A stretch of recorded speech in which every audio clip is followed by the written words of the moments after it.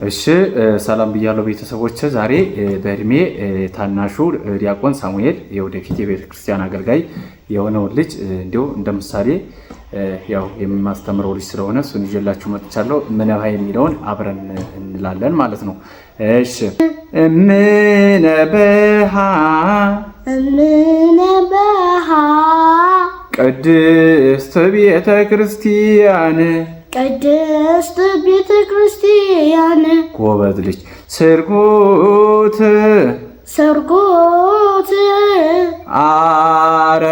አረፋቲሃ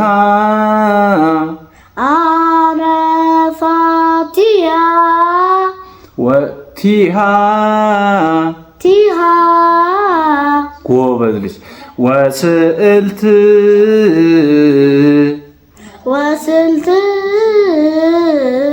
በእንቆ ጳዝዮን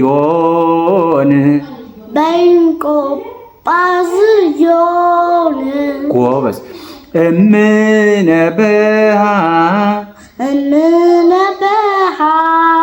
ቅድስት ቤተክርስቲያን